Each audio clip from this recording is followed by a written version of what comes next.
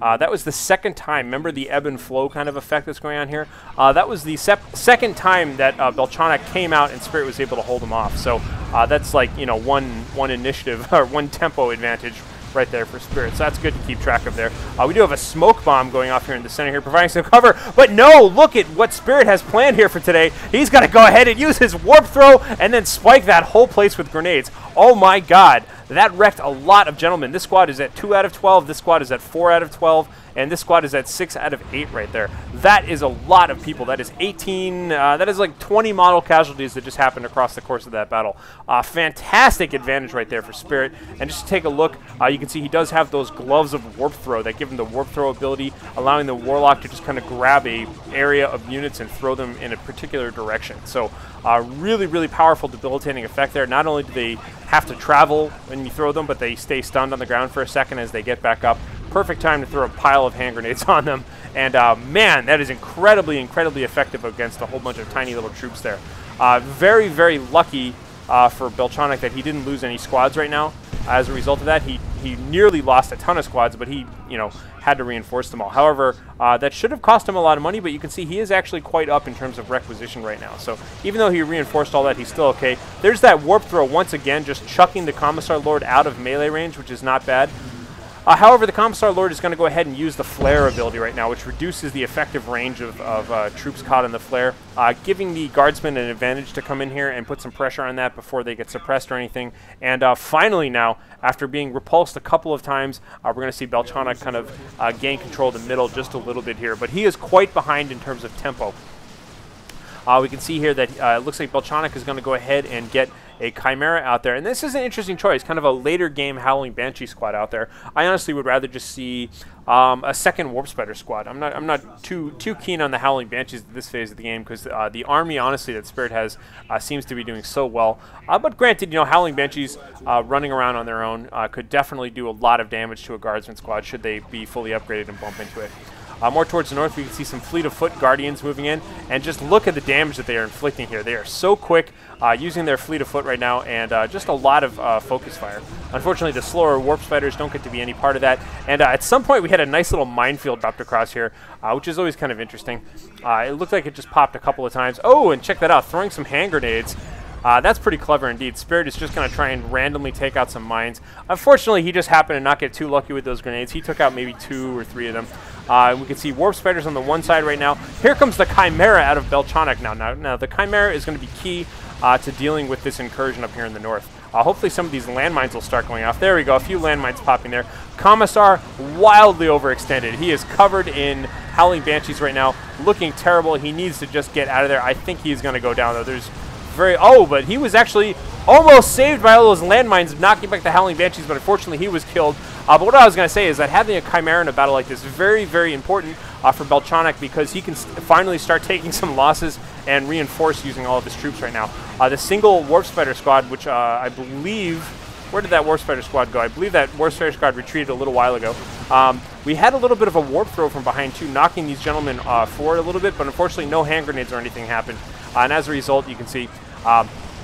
the thought I keep trying to finish here was that the Chimera plus the humongous blobs of Guardsmen very effective because they can just constantly reinforce. You can see the Guardsmen are taking tons of casualties, but hell, the Imperium's got a lot more Guardsmen where that came from, so he's just going to keep spending a lot of money. And at the cost of a lot of resources, perhaps, he's going to be able just to take this position here, brute force style, simply because of the lack of real dedicated AV that Spirit has right now. Unfortunately, his War Spiders were never able to haywire grenade that or anything like that. Meanwhile, the northern control is actually going to go back to Belchonok there, so that was a pretty successful attack. It looks like he's going to be kind of scouting around here with the, this Chimera. I'm pretty sure that's got a Guardsman squad in it. More towards the south, we can see the Howling Banshees here are trying to pick off this Commisar Lord once again, who does have the Bionic Eye. That gives the Inspired Determination ability. It allows him to execute one of his own soldiers, and they gain huge defensive bonuses and stuff like that. This is, again, pretty interesting. We see Spirit with his Warlock going to go ahead and use the Webway Gate. Webway Gate is most popular with the Farseer, simply because her Webway Gate is infiltrated and grants infiltration to nearby units. But if you are good about using it and reinforcing your area in the battlefield, why not just use a plain old regular Webway Gate? And fantastic looking grenade spikes coming up here, and bam! Oh, there goes the Catachan Devil Squad. The entire squad goes down right there. That was really, really good use of grenade spiking that retreat path right there. Again, retreating units, if you were not aware, there's a haywire grenade. If you were not aware, they do take extra damage from both melee and explosive damage here. I believe that may have been the Inspired Determination ability, but we can see a massive attack going on up here in the north, doing tons of damage here, taking out this power generator once again, and all of this time right now being used to buy Spirit a ticket into Tier 3. And there goes that minefield once again, and it looks like Spirit just didn't want to deal with all the random knockback and suppression. So this path here is pretty well mined up, and he's really inflicted a lot of casualties here on this generator farm kind of throughout the game here. So really, the pressure is on right now for Belchonok. You can see he is getting a Manticore out there, but he's down to 2 Guardsman squads and a Chimera. So he really needs Ogrins or something like that. It's always good to have a Chimera, but sorry, to have a Manticore, but it feels kind of like he's lacking the support for it right now, because Spirit has a real supreme advantage over this. More towards the center here, we can see that it looks like the Howling Banshees kind of moving around here with the Warp Spiders, looking for some action, but it looks like they're just going to be kind of discouraged away here. Again, these big, fully upgraded Guardsman squads here, again, they don't have plasma rifles, but they have been upped with a Sergeant and with a Commissar. Big blobs of troops, really powerful when paired up there with the Chimera, so very important for Spirit not to overestimate that too much. We can see the flare being used up there a little bit, or is that actually a Manticore shot? Yes, it is a Manticore shot coming down. He saw the troops moving across that way. Kind of a called shot there, but unfortunately missed a little bit. More towards the south, we can see the Shuriken Cannon team capping this southern energy position here. And it looks like the Warlock is going to go ahead and grab the northern position right now. So it's 339 points right now for Spirit, soon to be up 2-1 victory points, and 276 for Belchonok. Let's take a look at Belchonok's money and power supply right now. He's got a good amount of requisition. He could probably use another generator or two, but I think he's afraid that he's just going to lose him. So perhaps we'll see him upgrading a separate generator farm, perhaps. It looks like Spirit's Webway Gate's going to go down. He used that once to pretty good effect to get his entire army back out here in time, but unfortunately, since it's not cloaked, it's pretty easy for other players just to kind of sneak up on it and focus fire it down here. Let's take a look right now. I'm just going to zoom in for the time being here and enjoy this Chimera. Lovely looking Chimera. Again, you can see all the turrets and whatnot. Beautiful. Anyhow, we got some little bit of action here. Perhaps it looks like, yes, we have the Warlock winding up once again with the warp throw and a whole bunch of grenade spikes right on top of that squad there. Could have been a lot worse, but they were able to get out of there. But speaking of really terrible damage up here, we can see that was just a Manticore shot, just wrecking that entire area, almost wiping out 2 entire Guardian squads. Actually, this Guardian squad has only 1 gentleman left in it, and he just barely gets away. Oh no, the Commissar does in fact take out that last Guardian squad. That was really unfortunate. Terrific timing there on that Manticore shot, and suddenly Spirit's going to find himself down 2 of his core squad members just as he starts buying his Fire Prism. So again, he's in a similar situation where his Fire Prism is going to be fantastic. Luckily, he had the advantage of having out the Warp Spiders and the Howling Banshees, but losing double Guardians is really tricky because he was definitely counting on being able to use them in conjunction with the Fire Prism there. So suddenly it's looking like, oh, why is this Sergeant so far out here? You can see the one Sergeant is way out in front of everybody else. Suddenly a Falcon is maybe looking a little bit better than a Fire Prism. However, the Fire Prism will be able to do fantastic damage to that Chimera if he changes to the Focus Beam attack. Again, we can see some Manticore barrages coming down here, but it looked like there were really no units in the area for the time being. The Shuriken Cannon weapons team is reinforcing. Fire Prism moving out, and you can see the Chimera doesn't want any part of that.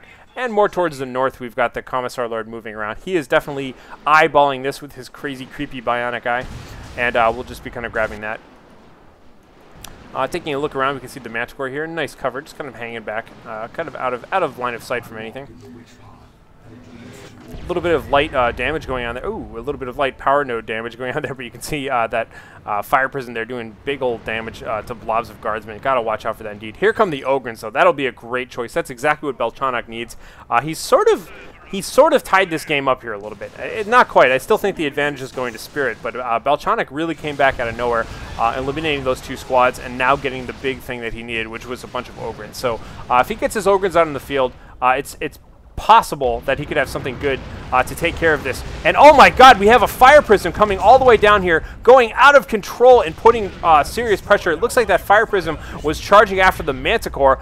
Point blank shots from the Manticore and from the Ogryn managed to result in a trade here. So that kind of reminds me of like a chess position where they just were like, okay, we'll trade queens, fine, no problem. But that trade does not work out very well for Spirit. That was a very, very gutsy move on his part. And he was down, he was behind in pieces right there. We have a nice looking Eldritch Storm up here, actually.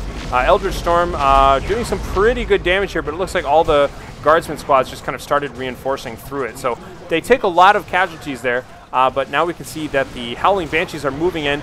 We have the Warp Throw knocking back the Repairers, again removing the defenders of the Chimera. The Howling Banshees continue to put damage on, but it doesn't matter. It looks like all the Guardsman squads there are just going to be repairing away and unfortunately being beat up by a bunch of Ogryns here. The Howling Banshees are really retreating right now, so that's not looking good at all. What I was trying to say earlier was that since Spirit was a little bit behind in material, exchanging his Fire Prism for a Manticore was absolutely put him behind. And then again, following that up with the suicidal attack by his Howling Banshees, he's actually quite behind now. This is going to be very difficult because the core of Belchonok's army is still good, two 12-member Guardsman squads. And then he has a Chimera and an Ogryn squad. So that's looking pretty good. He did lose his Manticore. But he's actually looking a little bit ahead at this point in the game.